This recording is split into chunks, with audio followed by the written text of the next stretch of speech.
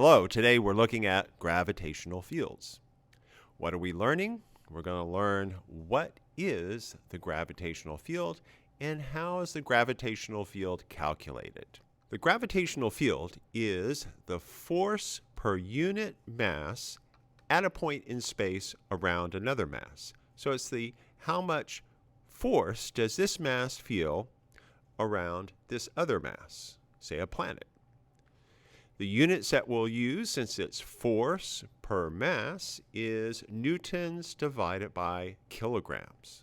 Now let's look at the two equations we have for gravitational force between two masses.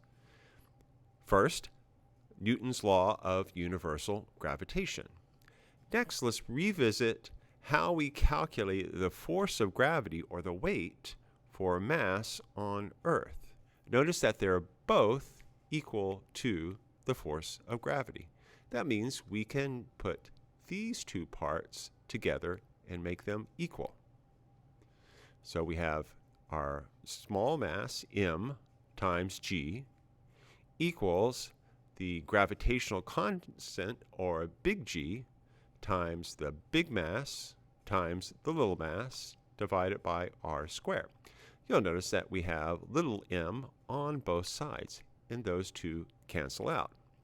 So what do we have here? We have g, our free fall acceleration, equals big G times the mass of the planet divided by r squared, which is the distance from the center of the planet to wherever the spot is. Now we have something kind of interesting here. Let's take a look at the units that we're dealing with. First, remember that newtons are kilograms times meters per second squared. We're measuring the gravitational field in newtons per kilograms. So if we put kilograms times meters per second squared up here where newtons is, the kilograms cancel out, and we're left with meters per second squared. These are the same thing.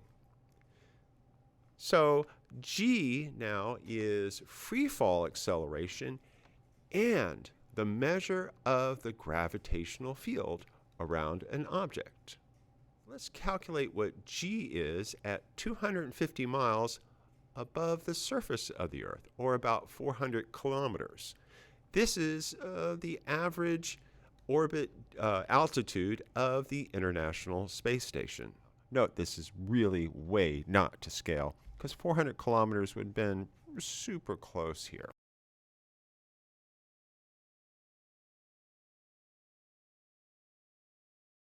Now let's do a little plug and chug.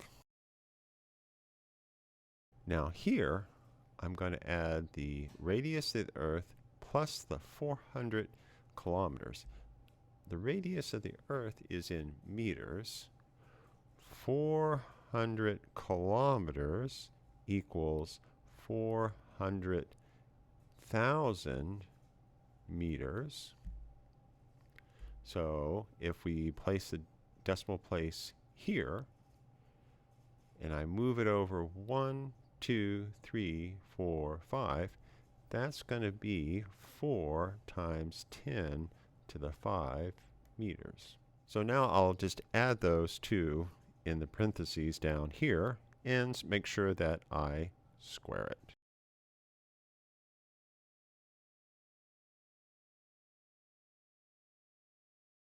Okay, let's plug all this stuff into our calculator.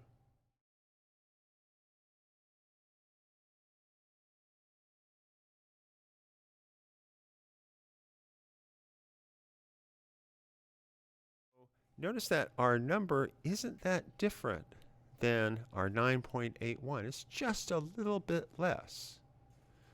So the free fall acceleration that the International Space Station feels is just a little bit less than what we feel here. More on that one later. Now we can see here the free fall acceleration, or g, at various altitudes.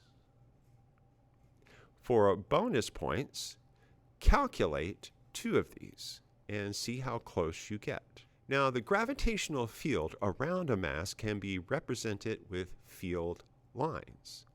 The density of these lines, or how close they are together, tells us the strength of the field. The closer these lines are together, the stronger the field.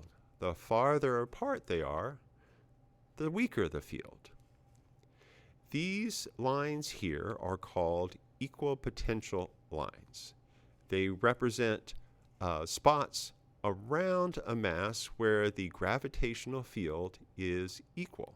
Notice that they're in circles here. As we get closer to the Earth, we can start to approximate these field lines as going straight down, since the radius is very, very large of the Earth. All right, let's summarize what we know.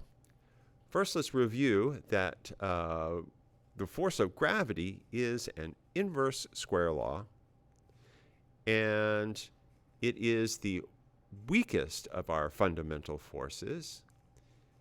And now we have a way to calculate the gravitational field. Think of it as fields of vectors, of force vectors around an object. And it's the force per mass around a mass. We calculate it as G, little g, equals big G, which is our gravitational constant, times the mass of the object divided by the square of the distance from the center of that object. So G, little g, is both free fall acceleration and the measure of the gravitational field around an object.